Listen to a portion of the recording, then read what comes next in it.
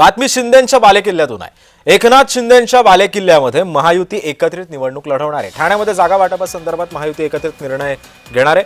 ठाण्यामध्ये भाजपला 40 ते 50 जागा सोडल्यास शिवसेना तयार आहे।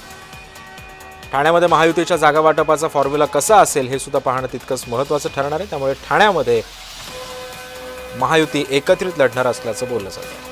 या संदर्भात अधिक माहिती देतो माझा सहकारी कुणाल भोटे सध्या आपल्या सोबत आहे। कुणाल, जर भाजपला 50 ते 60 जागा सोडायला शिवसेना तयार असेल तर मग शिंदेंच्या शिवसेनेला एकूण ठाण्यामध्ये किती जागा मिळू शकतात? सिद्धेश, एकंदरीत पाहायचं झालं तर ठाणे हा एकनाथ शिंदेचा बालेकिल्ला मानला जातो आणि याचमुळे या ठिकाणी एकनाथ शिंदे हे स्वबळावर लढणार की काय अशा प्रकारची चर्चा होती। मात्र आता शिंदे हे महायुतीतच ही ठाण्याची देखील निवडणूक लढणार आहे अशी माहिती राजकीय सूत्रांनी दिलेली आहे।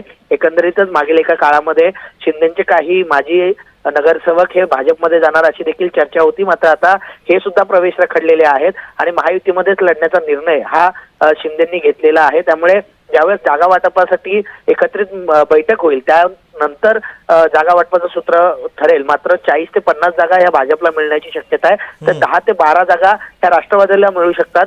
मात्र कळवा मुंब्रा विधानसभा जो मतदारसंघ आहे या मतदारसंघामध्ये मात्र राष्ट्रवादीला वेगळं जाऊ शकतं, कारण याच विधानसभेमध्ये मागील वेळेस भाजप सोबत लढल्यामुळे नजीब मुल्ला जे उमेदवार होते त्यांना फटका बसला होता, मुस्लिम मतं त्यांना मिळाली नव्हती आणि याचमुळे भाजप शिवसेना या मतदारसंघामध्ये एकत्रित लढतील आणि राष्ट्रवादीला वेगळं ठेवण्याची शक्यता आहे। त्यामुळे जागा वाटप झाल्यानंतर नेमकी काय जागा वाटप होते हे देखील पाहणं महत्त्वाचं असणार आहे। मात्र महायुतीतच ही निवडणूक लढणार असल्याचं विश्वसनीय राजकीय सूत्रांनी सांगितलेलं आहे। नक्कीच, धन्यवाद कुणाल तू दिलेल्या अधिक माहितीबद्दल।